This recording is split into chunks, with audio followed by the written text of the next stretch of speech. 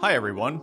Welcome and thanks for listening to Setting the Pace, a Lindner College of Business series of podcasts focusing on the PACE platform and how you can excel in the areas of professionalism, academics, character, and engagement. I'm Rick Sweeney, a professor of marketing in the Lindner College of Business at the University of Cincinnati and the director of Co-curricular student enrichment. And I have the best job in the world because I get to be involved every day with some awesome students and student organizations. We've got a great podcast for you today. Joining me today are 3 Lindner College of Business PACE setters, a distinction awarded to those students who excel in the areas of professionalism, academics, character, and engagement. First, let's welcome Brianna Cruz. Hi, my name is Brianna Cruz. I am a 4th year studying information systems. I also have minors in marketing and German studies. Next, we have Max Rene Lopez. Hi, my name is Max Rene Lopez. I'm a senior studying marketing and finance. And finally, we have Matthew Boutros. Hello, everyone. My name is Matthew Boutros. I'm a 3rd-year junior majoring in marketing and information systems with a minor in psychology. Brianna, Max, and Matthew, it's great having you here today. Thanks for being here.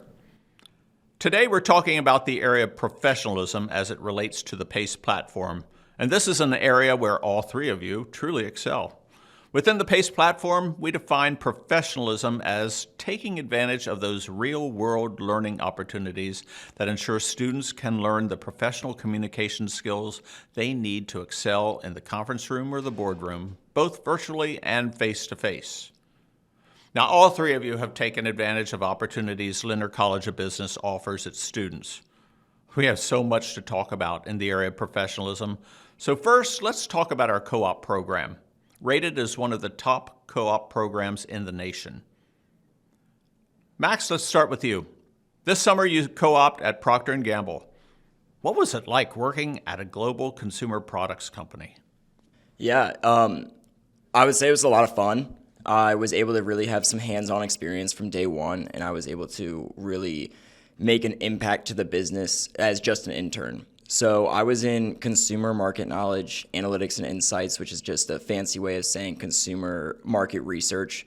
And at the very beginning, on my first day, I was shown the 2 projects that I would be working on, and I thought that these projects were going to be impossible. Like the scope of them and how broad that they were, it was like going to be very challenging for me to finish it in just 12 weeks. And as the days went on and the experience that I got grew, I was able to really learn a lot about the business and what business unit that I was in, and able to complete those projects with 2 to 3 weeks left before my final presentation date. So I was just refining towards the end, but I will say it's a lot of fun. I enjoyed it a ton, learned a lot, and I will be returning there upon my graduation in the spring. So I should be starting sometime around June or July. Which just goes to say how much fun it was and how much I enjoyed learning about the business. That's awesome, Max. Congratulations on the role at P&G. That must feel pretty good. You get the rest of the year just to relax a little bit. Is that right? Yeah, it's great. Absolutely. That's awesome. Brianna, you are currently co-oping as a business intelligence analyst at Fisher Homes. Tell us more about your experience. Yeah, so I started at Fisher as a co-op this summer, and they have a whole co-op program where I think we had like 80 interns this past summer, which is amazing. And they really focused their efforts on intern retention as well. So I think around 40 of us, including myself, got full-time offers for upon graduation. So that's exciting. But the work I do there is on our data and BI team. So I'm working in Power BI and SQL all day, basically, also SSRS reports. So basically, I'm just trying to get the right information to the right people at the right time. I get to collaborate with like our C-suite and vice president level stakeholders to get them the information that they need to make important business decisions. So I feel like I get to do like real valuable work at Fisher. So that's been great. And then I also work on an awesome team, and we're super collaborative, not only in our data BI team, but also like as a department. So we have our data team, our app support team, and our dev team, and we all work together to problem solve every day. So it's a lot of fun.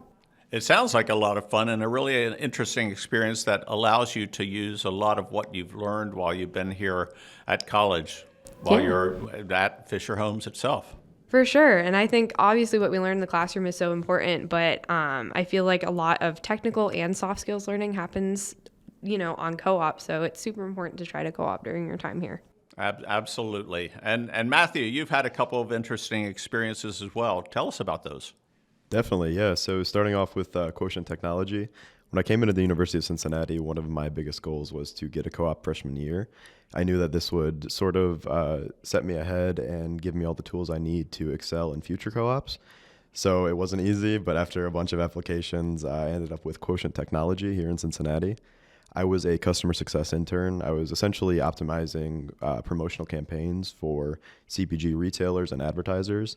A lot of like data analyzing, as well as reaching out to these advertisers, making sure that the coupons work for them and their products. That was a great experience, and it just solidified my love for the tech industry, which I've always been a fan of since I was a kid, growing up with video games and the internet and whatnot. So it was great to put that into practice. After that, as a sophomore, I applied to Cisco Systems. They reached out to me. I did the whole interview process. It was even like a technical interview, so it was a little intimidating, but it was a lot of fun. And I got the offer to work in San Francisco, in the Bay Area with Cisco. From the beginning, I mean, I was assigned to the creative studio. But I didn't just want to be in Adobe Illustrator as much as I love graphic design. I wanted to sort of do a marriage of that and data analyst type of things. So I was always reaching out for more projects I can work on beyond what just my manager gave me. There was a lot of flexibility where I could get out of just exactly where I was put into, so I could get the most out of my team as well as explore other teams. For example, I created a new video service catalog to maximize the efficiency of our video creation process at Cisco. And then beyond that, even just the soft skills of actually going to the co-op, for example, I actually met somebody on LinkedIn who had the same co-op as me. He came from Maryland, and we drove all the way from Cincinnati to San Francisco together after just meeting. So that was a crazy experience to meet somebody for the first time and spend all that time with them. And I was consistently making sure that I talked to at least 5 new people every week at Cisco. I think that really helped me with my soft skills on networking and simple conversations. The experience was extremely transformative. It sounds like a wonderful experience, and how fun that you're able to take your love of video games and put it all to the test in a technical world. That sounds like a great experience. Definitely. It was one of a kind. All right, and I love hearing about all these experiences just because it allows us to take a lot of the classroom learning and really apply that in a way that's so special and meaningful. It's what makes our co-op program so wonderful and popular. So in addition to the co-ops, in the classroom, Max and Brianna, you've both served as PACE leaders for our freshman first year experience.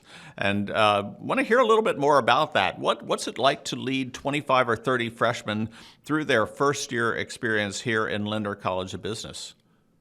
Well, it's funny because Matthew is actually one of my first students as a PACE leader. And I think that kind of speaks to when you're a PACE leader, it's really rewarding because you get to see students in a position that you were in not that long ago. I was a PACE leader for Matthew my sophomore year, and you get to watch them just over a semester, over 2 semesters grow both professionally and socially. So that's fun. And then it's also great for personal development. I feel like as a PACE leader, it kind of challenges your leadership and management skills. It improves your ability to organize and multitask. And you also get really comfortable with like speaking in front of a group of people and being a presenter. You know, you have to be in charge of, about 20 first year students once a week, in their learning communities. So it's a good experience. Excellent. Max? Yeah, so I joined the PACE program as soon as I could. So with my freshman year being during COVID, I knew that I wanted to get involved, and being a PACE leader was something that I've always been really interested in. My sophomore year, transitioning from that online and hybrid environment into being fully in person in the classroom was definitely a little bit of a challenge, and it was frightening at first because I hadn't really experienced what it meant to be a PACE leader. So with my involvement within the PACE program, it's been incredible. I've had I've been a PACE leader for 3 years. This is my third and final year. And I've had groups of 16, 22, and this year I think it's about 15. The students that I get to work with are phenomenal. I've loved every second of it, being able to be a guide and a mentor for the first year experience for freshman students. And I've loved it so much that I've gotten even more involved within the PACE Leader program. As recently I was just brought into the position of being a head PACE leader. So in addition to working with all of my students in my learning community, I'm also in charge of making sure that all the PACE leaders are on track and doing the right things within their role. And by doing so, I'm really able to feel like a mentor for more than just my learning community, along with the entire PACE program as well, where I'm able to really grow and expand my professional skills and my leadership ability in ways that I've never thought that I could have when I joined high school, when I joined college, and when I went through this hybrid environment. It was something that was so out of the ordinary for me to even think about. Yeah, you think about the transition over the past couple of years and really how now that we're back in this wonderful building, Lindner College of Business, we have the opportunity to interact. And so being PACE leaders and interacting with all the students, it really is enriching for both the students themselves as well as the PACE leaders themselves. And I think it's cool too. I don't know if you've had this experience, but if you come in as like a traditional student, for example, you can come in and be a PACE leader for honor students or transfer students. So it's cool to be able to see like the different paths that somebody in the College of Business can take as well. That's true, and we have so many different paths that we can take within Lindner College of Business. That's what's nice about the programs that we have and everything that we do there. You know, switching gears for a bit, outside the classroom, Lindner also offers students a chance to compete in a variety of competitive events. It puts our classroom learning to the test. And so, Matthew, you participated in a competition we call the IQ E-Pitch competition. Tell us about that experience. Definitely, and I think this also goes back to sort of the PACE leader thing. As Brianna said, she was my PACE leader for first semester, and this competition related to project strategy in the second semester. My peers elected me as the project manager for project innovation, which was essentially creating a brand new product, coming up with a business plan, financial statements, and eventually a pitch video for it. Every freshman was required to take place in this throughout the semester of the Essentials of Business class, as well as submitting it into this competition we had mentioned. As the project manager, I was responsible for organizing meetings, leading the strategy, and coming up with the product itself. We came up with, it was called Snow Sizzler. It was essentially a sort of like blow dryer sort of thing to get snow off of your car in the winter with a heater setting to melt the ice. So it was a fun thing to come up with all these ideas, run them by Professor Macari, and eventually get approved. My team worked incredibly hard. We even came up with a 3D model of the product, included that in our pitch video, and we ended up taking first place in the competition. I was super grateful, and I still have that the big check in my room to this day. So it was really fun. That's awesome. Here you get to not only come up with some ideas, but you can actually create them and you can compete against others. So, hey, congratulations on winning that. It's a wonderful competition to be a part of. And Max, you've been competing with DECA ever since you were in high school. So here you are, fourth year, you're getting ready to graduate soon, and you've been involved with this organization called DECA and all the competitive experiences that they offer. Tell us more about it. Yeah, so DECA is both in high school and collegiate levels. So in college, it works very similarly as the high school level, where students are able to come in, they can do either an individual case study, a team case study, or a prepared business plan. So within UC, I was part of the group to help start the student organization here, and it's kind of taken off since then. We had, obviously with every student organization, there have been bumps on the road, but definitely has taken off recently. Last year, we were able to send 7 students to the International Career Development Conference, which took place in Orlando, Florida. And within those 7 students, including myself, we were able to completely exceed all expectations that were held for us. As the University of Cincinnati's DECA Club is the only DECA club in the state of Ohio, we definitely had some challenges with that because there are so many different organizations in other states. And just to come in and represent both UC and the state of Ohio was incredible. The team itself definitely blew all of my expectations out of the water. Like, we were able to have, out of the 7 of us, we had 5 overall finalists. We had 3 top 10 finishers overall internationally. And then I actually placed first in my individual case study internationally. Along with that, DECA offers a lot of different opportunities to get involved as well. There are ways to, throughout the year, the biggest thing that we do is we focus on preparing students for those case study situations. So a case study basically is you have the case study right in front of you, right? And you sit down and you have 30 minutes to read it. This is the first time that you're ever seeing it. And then after that 30 minutes is done, you have a 15-minute presentation to a business professional in that field. So our biggest advertising point is it's a high stress but a low risk environment, because if you don't do well, it's not a big deal, right? We just want to get the most success and we want to give you guys the biggest opportunity to grow, which DECA has offered me a lot of opportunities to do so. And it's been the student organization that I've been the most involved with, along with the most beneficial to me throughout my collegiate career.